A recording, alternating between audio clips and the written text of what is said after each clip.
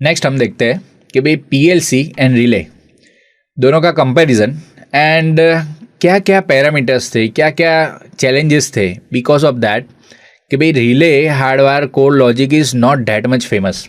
Yes, people are using, system use होता है automation के अंदर. कहीं कहीं पे पुराना पावर प्लांट अगर आप विजिट करो या फिर या पुराना कोई ऐसा मिल है जिसके अंदर मतलब कन्वेयर बेल्ट मैकेनिज्म करके पूरा डेवलप किया है, जिसको बिकॉज ऑफ सर्टेन रीज़न हमने कुछ नया नहीं किया है, कॉस्ट इन्वॉल्व नहीं किया है और सेविंग किया है, तो उसके कारण हमने कुछ चेंजेस नहीं किए. तो यहाँ पे आप देख सकते हो कि भाई ऐसा नहीं है कि हार्डवेयर रिले सिस्टम यूज़ नहीं होता है.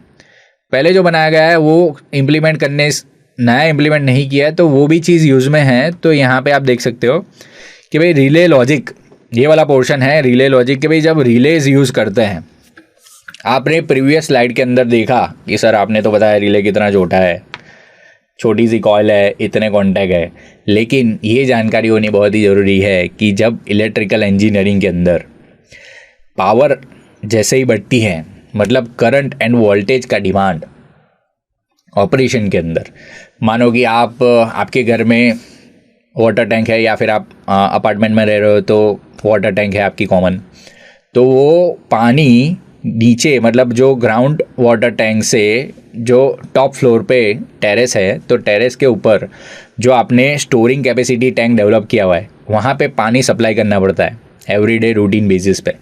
तो आपने देखा होगा कि वहाँ पे भी पानी के अंदर पंप डाला है या फिर बार पंप है, आपने देखा उसकी साइज़ क्या है. और आप कहीं पे भी लोकल देखोगे कि मोटर की नॉर्मली साइज़ क्या होती है. तो आप समझने की कोशिश कीजिए कि as per the requirement of power we have to choose the load, we have to choose the machine, मतलब मशीन का सिलेक्शन किया जाता है. तो यहाँ पे सेम ही कंसेप्ट लगा है कि भाई जब भी हाई करंट और हाई वोल्टेज की कैपेसिटी पे हम काम करेंगे तो जो कॉन्टैक्ट्स होते हैं मेकिंग एंड ब्रेकिंग करते हैं, उसकी साइज़ बढ़ जाती है, उसकी करंट हैंडलिंग कैपेसिटी ज़्यादा चाहिए, यही रीज़न है. वोल्टेज हैंडलिंग कैपेसिटी ज़्यादा चाहिए, वही रीज़न है. अदरवाइज़ क्या होगा, रप्चर हो जाएगा. रप्चर कंसेप्ट क्या है कि भाई जब भी आप कोई एक कॉन्टैक्ट ओपन है उसको क्लोज हम करते हैं, मतलब ब्रेकिंग टू मेकिंग करते हैं, तो क्या होता है कि उतना करंट कॉन्टैक्ट में आता है, उतना करंट कॉन्टैक्ट में आएगा, मतलब वो current will try to reach as soon as the another contact is getting into the picture, मतलब आर्क जनरेट भी होगा और वहाँ पे कॉन्टैक्ट में भी आएगा. तो during that dwell time of period क्या होता है कि ज़्यादा से ज़्यादा हीटिंग डेवलप होती है और मीडियम भी ऐसा मैग्नेटाइज हो जाता है वो पर्टिकुलर एरिया में. तो उसके कारण क्या होगा कि करंट वहाँ से फ्लो हो पाता है इजीली, और वहाँ पे आप देखोगे भी करंट फ्लो जो होगा वो करंट एक्चुअली होता है, मतलब 500 milli ampere I said previous example के अंदर कि 500 मिली एम्पियर है, तो मतलब कितना 0.5 एम्पियर. जब मैं बोलूँगी भाई 15 एम्पियर है, जब मैं बोलूँ कि 50 एम्पियर जा रहा है उसके अंदर से, जब मैं बोल रहा हूँ कि 100 एम्पियर से उसके अंदर से जा रहा है, तो आपकी ऑटोमेशन सिस्टम ऐसी है कि हर एक लोड का अलग डिमांड है. मैं आपको एग्जांपल एक देना चाहूँगा. ऑटोमोबाइल इंडस्ट्री के अंदर आपका जो कार वेल्डिंग होता है, पहले क्या होता है कि रॉ मटेरियल आता है, तो मटेरियल पूरा बॉडी एक ओपन बॉडी डेवलप किया जाता है, तो बॉडी पे 1 बाय 1 हर एक पार्ट लगते हैं. तो वहाँ पे क्या है, बोल्टिंग रोबोट्स भी होते हैं और उसके साथ साथ वेल्डिंग रोबोट्स भी होते हैं. तो हर एक को एनर्जी लेवल अलग अलग चाहिए, क्योंकि हर एक को टेंशन अलग चाहिए, वर्क डन उसका अलग है, अलग एंगल पे जाके अलग जगह पे लगाना है, अलग सरफेसिस पे लगाना है. तो करंट रिक्वायरमेंट भी उस हिसाब से डिफरेंट होगी और फ्लक्चुएटिंग इन नेचर होगी. ऐसा नहीं है कि 5 एम्पियर दे दिया तो फिर 5 एम्पियर पे ही चलेगा, it is not like that. तो यहाँ पे समझने का बहुत ही ज़रूरी है कि रिले लॉजिक जो आप यहाँ पे देख रहे हो, आप देख रहे हो कि भाई यार कितना केबल, एक केबल देखो कितना बड़ा दिख रहा है, वो छोटा दिख रहा है, ये है, तो करंट की कैपेसिटी के हिसाब से यहाँ पे है. तो रिले लॉजिक सर्किट आप जब भी देखोगे उसके अंदर दो चीज़ें एकदम आप देख रहे हो, control circuit and cable goes to the power circuit. तो जो कंट्रोल सर्किट है वो सारे केबल एकदम छोटे होंगे, जो milli ampere I can say like maximum 5 ampere in power circuit plants, वहाँ जहाँ पे high capacity relay hardwire logic use किया हुआ है, तो मैक्सिमम कंट्रोल सर्किट का ampere highest it can be maximum 5 ampere, 5 ampere ज़्यादा से ज़्यादा. और नॉर्मली जो रेंज होता है उसका 500 मिली एम्पियर टू 5 एम्पियर का रहता है. यस, तो रेंज मैंने बता दी, रिले ये चीज़ हमें समझ में आ गया. तो यहाँ पे देख रहे भाई कितना कॉम्प्लेक्स दिख रहा है और इसको ट्रबल शूट कैसे करेंगे भाई. ओ कोई बता दे कि भाई इसके अंदर तू देख लेना कौन सा ये वाला एक बंद हो गया है पंप हमारा, वो चालू नहीं हो रहा है, उससे वहाँ पे कूलिंग टावर कूलिंग नहीं कर रहा है, तो आप क्या करोगे इसके अंदर? जब बहुत ही कॉम्प्लेक्स दिख रहा है, या आपको दिख रहा है कि कहीं ना कहीं पे कलर कोडिंग तो यूज़ किया है लेकिन टैगिंग वगैरह भी अच्छी तरह से नहीं किया है। वेयर एज यहाँ पे पीएलसी में आप देखो तो पूरा सेक्शन देखोगे भी, ऊपर वाला सेक्शन वो देख के मालूम चलता है कि ये पावर इनपुट है, और नीचे वाला सेक्शन है वो कि उस पर टैगिंग भी किया गया है, लक्स लगाए हुए है और केबल भी उस पर लगा हुआ है, और पूरा वायर ट्रेसेबल है कि भाई ये केबल जा रहा है तो पर्टिकुलर एमसीबी के अंदर जा रहा है, फिर ये पीएलसी के अंदर मॉड्यूल्स के अंदर जा रहा है, फिर ये आईओएस लिख रहे हुए आउटपुट के साइड, मतलब इनपुट मॉड्यूल्स दिख रहे हो, आउटपुट मॉड्यूल्स दिख रहे हैं। और थोड़ा क्लोजर व्यू अगर इसका मिल जाए तो आप सोचो कि वहाँ पे नाम भी लिखा हुआ है तो हम we can easily trace it. तो दिस इज़ द डिफरेंस कि भाई जब हम पीएलसी को कहीं पे सर्किट के अंदर यूज़ करते हैं कि उसके अंदर ज़्यादा से ज़्यादा आप देखो तो पूरा सिस्टमैटिक रहता है और उसका साइज़ कंपेरेटिवली बहुत ही स्लो है। तो अगर स्पेसिफिकली हम देखें कि भाई पीएलसी के अंदर ऐसा क्या बेनिफिट्स हैं और क्या क्या एडवांटेजेस रिले हार्डवायर सिस्टम के कंपेयर में हैं, तो हम पहला पॉइंट देखेंगे कि भाई इट इज़ वेरी रिलायबल। तो पहला पॉइंट है रिलायबल क्यों है ये, तो हम बोलेंगे कि भाई ये सॉलिड स्टेट मैकेनिज्म पे काम करता है और रिले जो है वो मैकेनिकल इलेक्ट्रोमैग्नेटिक लॉजिक पे काम करता है। तो कई बार ऐसा होता है सॉलिड स्टेट मतलब सेमी कंडक्टिंग नेचर, मतलब वहाँ पे आपको अंदर बाहर से दिखता नहीं है कि भाई एक्चुअली क्या अंदर मेकिंग ऑपरेशन हो रहा है, ब्रेकिंग ऑपरेशन, उसको देख के ये आपको नहीं मालूम चलता अनटिल एंड अनलेस कि भाई वहाँ पे कोई डिस्प्ले लगाया है या फिर बिट्स आप पढ़ोगे भाई कॉन्टैक्ट नंबर 1 जो पहला स्टेट है, तो वहाँ पे समझ में आता है कि अगर उसका लाइट ऑन है that means the contact is close, मतलब वहाँ से करंट जा रही है। अगर लाइट चालू नहीं है तो वहाँ पे समझ में आता है कि भाई कॉन्टैक्ट नॉर्मली ओपन है, तो वहाँ से सप्लाई नहीं जा रही है, उसका स्टेटस दिखाता है। रिले के अंदर क्या रहता है कि भाई उसका मेकिंग एंड कॉन्टैक्ट आप दूर से थोड़ा अंदर क्लोजर व्यू देके आपको समझ में आता है कि जैसे हमने प्रीवियस स्लाइड्स में दिखाया कि भाई कैसे कॉपर कॉन्टैक्ट्स उसके कॉन्टैक्ट में आ जाते हैं। जैसे मैग्नेटिक इंडक्शन होता है तो कॉन्टैक्ट मेक एंड ब्रेक होता है, वहाँ पे आवाज़ भी आती है कि भाई relay is operating cut cut cut cut cut cut cut, मतलब continuously making and breaking noise आता है वहाँ पे। Yes that we can hear and realise. तो वहाँ पे आपको समझ में आया कि भाई यहाँ कहीं पे ऑपरेट हो रहा है, कहीं ना कहीं पे स्टेट्स चेंज हो रहे हैं, यहाँ पे ओपन था ये क्लोज हो गया, क्लोज था ओपन हो गया, ऐसे state you can hear. But where else यहाँ पे एकदम पूरा साइलेंट रहता है, आपको समझ में भी मतलब नहीं आता कि वेदर इट इज़ वर्किंग और नॉट। अगर आप लाइट्स उसकी स्ट्रेस कर रहे हो तो आपको समझ में आता है कि भाई ये एक्चुअली चालू है, नहीं तो एकदम साइलेंट रहता है। Then response time is faster in case of PLC, क्योंकि पीएलसी क्या एकदम फास्ट रिस्पॉन्स करता है क्योंकि semi conducting solid state nature पे काम करता है, उसका फिजिकल मैकेनिज्म ही ऐसा है, और उसमें क्या है इलेक्ट्रोमैग्नेटिक नेचर पे काम कर रहा है। मतलब यहाँ पे थोड़ा समझने की ज़रूरत है कि मल्टीपल कॉम्बिनेशन पे हम रिले यूज़ कर रहे हैं, तो क्यों कर रहे हैं, मतलब यहाँ पे स्लो रिस्पॉन्स क्यों है वो समझने के लिए ये समझना ज़रूरी है बिल्कुल कि भाई मल्टीपल रिले कॉम्बिनेशन से लॉजिक क्रिएट किए जाते हैं। मूविंग फॉरवर्ड हम वो टॉपिक भी लेंगे कि भाई लॉजिक गेट और लॉजिक कैसे काम करते हैं और वो पीएलसी के अंदर हम कैसे लॉजिक डेवलप कर सकते हैं। More over may be in the module of PLC programming, जब हम प्रोग्रामिंग का देखेंगे तो उसके अंदर ज़्यादा डिटेल में हम देखेंगे तो वो चीज़ समझ में आ। तो यहाँ पे स्लोअर क्यों है, क्योंकि मैग्नेटिक फील्ड डेवलप होता है तो फिर वो कॉन्टैक्ट होगा। वैसे मल्टीपल अगर रिले लगा है तो हर एक का 1 बाय 1 होगा, ठीक है। तो 1 बाय 1 उसके ये पॉइंट में से करंट गया, फिर नेक्स्ट वाला उस पर डिपेंड करे तो उसमें से नेक्स्ट मॉड्यूल रिले का है उसमें करंट गया, उसके बाद नेक्स्ट जो लगा हुआ है चैनलाइज किया हुआ है रिले उसमें गया, तो 1 बाय 1 रिले के अंदर मैग्नेटिक फील्ड से ऑपरेट हुआ है। तो आप फ्रैक्शन ऑफ सेकंड में अगर कोई डिसीजन लेना चाहते हैं या फिर आपने वो टाइमर ऐसे सेट किया हुआ है कि भाई उस हिसाब से वर्क करना चाहिए, तो आपको क्या करना पड़ेगा। कंपैरेटिवली अगर आप मेज़र करो तो जितने भी रिले लॉजिक बनाने के लिए, एक लॉजिक के लिए जितने नंबर ऑफ रिलेज ज़्यादा लगते हैं उसने micro second, milli second to micro seconds आपके लॉस होते हैं, मतलब डैट इज़ कंपैरेटिवली स्लोअर। तो relay logic is slower than PLC.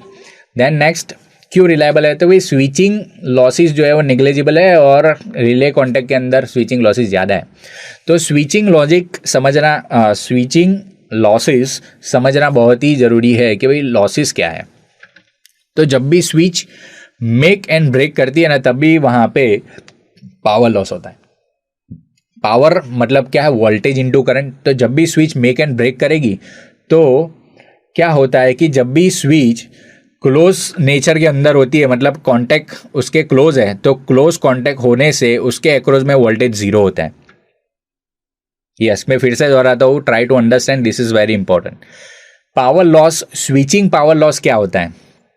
Switching power loss मतलब स्विच का जब स्टेट होता है, कोई भी स्विच होती है, तो जब उसके कॉन्टैक्ट ऐसे क्लोज होते हैं तो उसके एक्रोस में अगर वोल्टेज मेजर किया जाए तो वोल्टेज उसके होते हैं जीरो। क्यों? क्योंकि करंट समान जा रहा है। जब वो स्विच ओपन होती है तो उसके एक्रोस में अगर वोल्टेज मेजर किया जाता है तो वोल्टेज होते हैं एग्जैक्टली जो सप्लाई में से आते हैं वोल्टेज उतने ही होते हैं। For example if it is coming like 230 voltage, तो उसके एक्रोस में 230 वोल्टेज होता है। If it is like 20 volt voltage DC तो 24 होता है, 5 वोल्टेज होता है 5 होता है, 10 होता है तो 10 होता है। सोर्स वोल्टेज जो उसका रहेगा जहाँ पे वो स्विच ओपन है और ये दोनों जो पॉइंट है उसके जहाँ पे वोल्टेज अवेलेबल है। तो जब भी स्विचिंग ऑपरेशन होता है, मतलब ओपनिंग एंड क्लोजिंग, तो ऐसा तो नहीं होता है, मतलब मैकेनिकल स्विचिंग आप समझने की कोशिश कीजिए। उसके अंदर क्या होता है कि भाई ग्रेजुअली वो डिस्प्लेस करेगा, तो उसकी कुछ तो सेकेंड्स होगी, it may be in terms of milli seconds. तो जितने भी सेकेंड्स उसके अंदर है वो टाइम के दरमियान जब नॉर्मली क्लोज होता है तो नॉर्मली ओपन होगा, तो पहले क्या है, वोल्टेज इसके एक्रोस में नहीं है, फिर उसके एक्रोस में क्या होगा, वोल्टेज बनेगा ग्रेजुअली। तो वोल्टेज बनेगा मतलब इनिशियली क्या है, करंट फुल है, रेटेड करंट है और जीरो वोल्टेज है। तो जैसे करंट कम होता जाएगा वैसे वोल्टेज बनेगा। तो वो जो ड्यूअल टाइम होता है, जो ट्रायंगल बनता है कि करंट बढ़ रहा है, करंट कम हो रहा है और वोल्टेज बढ़ रहा है, उसकी प्रोडक्ट आप करोगे तो वो बनता है स्विचिंग पावर लॉस।